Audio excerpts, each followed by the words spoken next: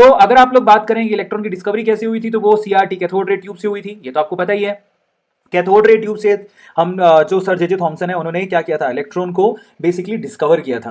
हुआ कुछ यूं था, एंशियंट टाइम पे सब लोग बोलते थे, जब बिजली चमकती थी तो सब बोलते थे कि भैया ये जो बिजली जो चमक रही है बेसिकली वो भगवान नाराज हो गए हैं।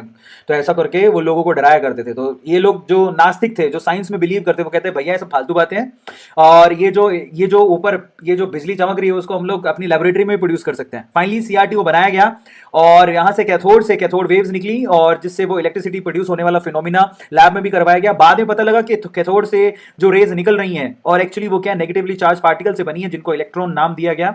तो फाइनली इस तरह से इलेक्ट्रॉन की डिस्कवरी हुई। इसके डिटेल में नहीं जाएंगे, सीधी एक ही बात जान लो आप लोग। इंपॉर्टेंट चीज है कि इलेक्ट्रॉन को डिस्कवर किया हमारे सर जे जे थॉमसन ने। फिर आती है प्रोटॉन की बारी। प्रोटॉन को भी क्या किया, जरा आप देखो एटम कंप्लीटली क्या होता है, इसका कॉन्सेप्ट प्रोटॉन का आया कहां से। देखो एटम होता है न्यूट्रल, और अगर आप सर जे जे थॉमसन बोलते हैं कि भैया उसमें इलेक्ट्रॉन होते हैं तो ऑब्वियसली उसके बराबर मात्रा में प्रोटॉन भी होने चाहिए। लेकिन ना अगर हम लोग बोले कि जैसे इलेक्ट्रॉन के ऊपर बहुत सारे एक्सपेरिमेंट करके उसे प्रूव किया गया था, तो प्रोटॉन के ऊपर बहुत सारे एक्सपेरिमेंट करके उनके प्रूव नहीं किया गया था। तो ऐसा कुछ नहीं था।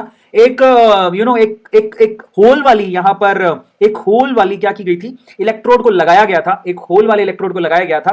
तो कैथोड से जो वेव्स जो रेज निकल रही थी, तो वो अंदर वाले पार्टिकल से इस एयर के पार्टिकल को टकराती थी।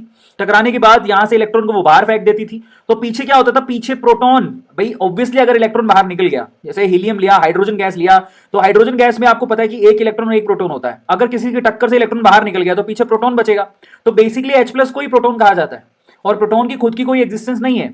और यहां से H प्लस के जो एलिमेंट थे वही जा रहे थे कहां पर, कैथोड की तरफ। पॉजिटिव वाले कहां जाएंगे, नेगेटिव प्लेट की तरफ जाएंगे। तो बस वही नेगेटिव प्लेट की तरफ, जो कि कैसी थी, छेद वाली, होल्स वाली एक प्लेट ली गई थी। तो वहां से हमें वो प्लेट जो थी वो चमकने लग गई थी। तो वहां से, पर उनको प्रैक्टिकली प्रूव नहीं कर सके थे, ओवरऑल प्रोटॉन की कोई एग्जिस्टेंस की प्रूव नहीं है। बट क्योंकि इलेक्ट्रॉन एग्जिस्ट करता है और एटम न्यूट्रल होता है, तो प्रोटॉन की एग्जिस्टेंस को आपको मानना पड़ेगा। बट ओवरऑल प्रोटॉन के लिए भी सीआरटी को यूज किया गया था, उसकी एग्जिस्टेंस को प्रूव करने के लिए। ठीक है, और जिसको प्रूव एक्चुअली न्यूक्लियस में होता है, किसने प्रूव किया था, रदरफोर्ड ने। ठीक है, और न्यूट्रॉन की डिस्कवरी भी बहुत ही लाजवाब थी।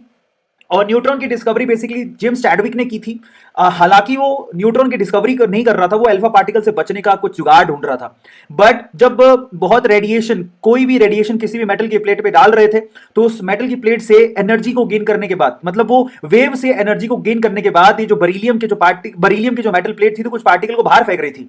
अब वो जो पार्टिकल थे बेसिकली वो ना तो पॉजिटिव प्लेट की तरफ जा रहे थे, नहीं नेगेटिव प्लेट की तरफ। तो उनको एक नाम दिया कि भैया एटम के अंदर न्यूट्रल पार्टिकल्स भी होते हैं, तब न्यूट्रॉन का डिस्कवरी किया गया।